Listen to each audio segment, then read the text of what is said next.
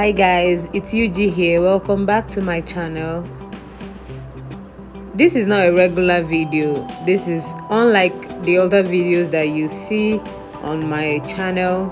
This is something different. So I was in the village for a while and my cousins said that they were going to harvest cassava and do some work on it if I'd like to watch. So I went with them and I found this so interesting, and I thought to make like a short vlog or a do-it-yourself, or just so that you see how cassava is being made into cassava flour or akpu, fufu, whatever you know it as. That is a staple food here in Nigeria. So cassava is a major source of carbohydrates, and like I said before, it's a major staple food in Nigeria. Most people just boil and then slice and then eat. Some people ferment, keep for a few days, ferment, then sieve out, and then turn it to cassava flour, and then fry, and then it's gari. Some people just turn it to fufu, or what the Igbo people know as akpu. Many people like akpu because I don't know, I feel like it tastes great, and it's just what our grandfathers and great grandfathers passed down over to us, that people of these days still find it delicious to eat. So that's Cheche holding a big bunch of cassava that he just harvested, and he's quite happy that the camera is in his face. It was a sunny day that day, but then it was rewarding as well. So you can see that they are holding the stems. First of all, what they do is that they cut the stems into proportions and then keep aside, because actually the stems are used to plant. Yes, the cassava stems are used for propagation. It is the stems that are used to replant. So they cut the stems and keep it aside for the next planting season. That's what they are trying to do now, if you can watch carefully. They cut the stems, put it aside for the next planting season. So I didn't do much of anything than watch and record. I think maybe along the line I tried, but it was a total fail. So I didn't include a clip of that. Maybe at the end I will, but then I didn't include a clip of that because it was a total fail. Okay, is quite a pro in this, so he was even telling me that they keep it aside for the next planting season. Usually cassava is a perennial crop, but because we live in subtropical areas and tropical areas, cassava can actually be planted every year. So in Nigeria here, it is an annual crop. This one that we're harvesting now was planted last year in October, and yeah, we're harvesting it right here right now, and this is November. So you can see Cheche taking out the leaves, cutting off the leaves so that he can isolate the stems for the next planting season. So cassava is harvested by hand.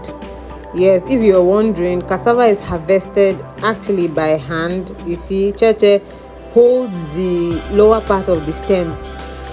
Yes, the stem that is used for planting, those ones that they keep aside, the lower part of it, you hold the lower part of it, you can watch, and then pull the roots out.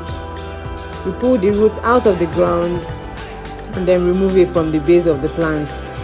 As you will see in this video, that is just basically how to harvest cassava. You see, he pulls the roots out of the ground, removing them from the base of the plant. That is how cassava is harvested. This one is really huge, and we are happy about that.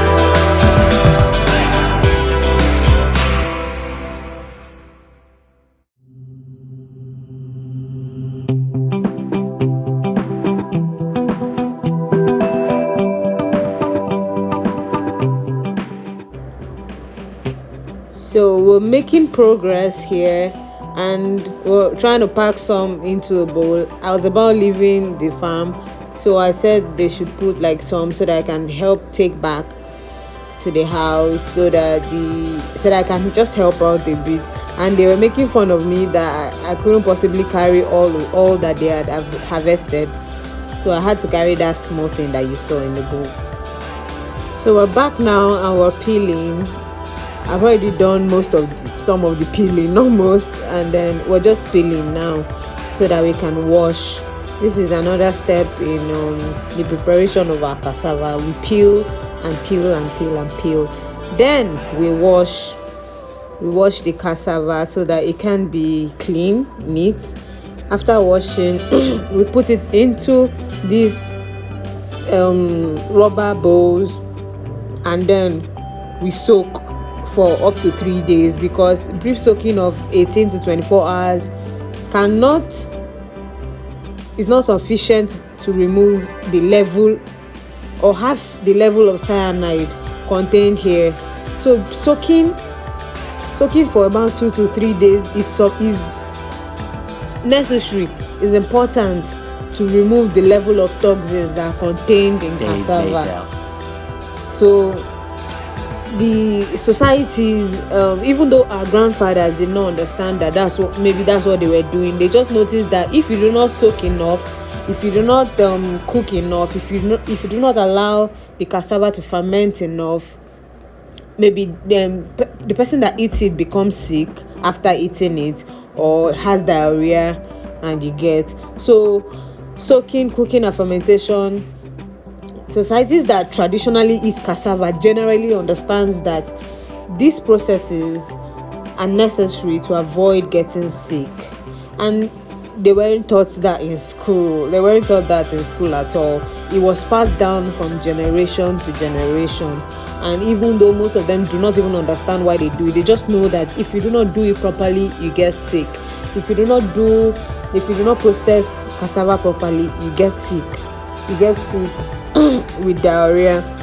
So that's why you see them go through all these processes. So after that soaks for about 3 days, it's now fermented enough, and then you start to sieve. When you take out the cassava from the pile of soaked ones, you see that it is very tender and soft.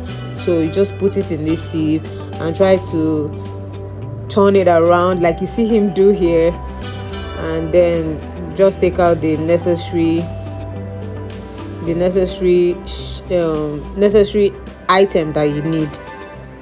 Yes, that settles under, and then they take out the chaff.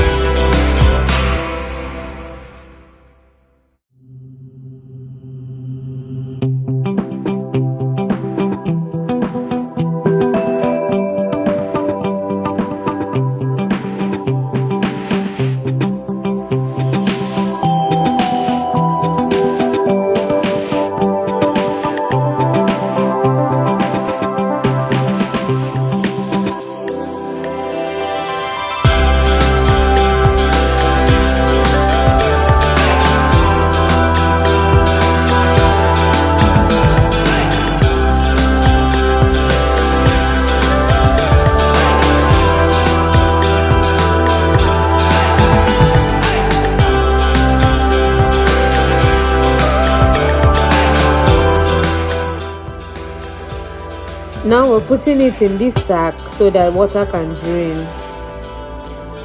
This is a necessary process as well, because after putting it in the sack, it is then allowed to sit some more for a while, say 2-3 days still, before it can now be cooked and then can be eaten. You see that they pour it gently into this sack so that water can drain out, excess water can drain out. They do this for every, they do this for all the liquid that they have in that bowl, and they do this every time that cassava is harvested. This is not easy work. This is not easy work, but it was enlightening and interesting to watch.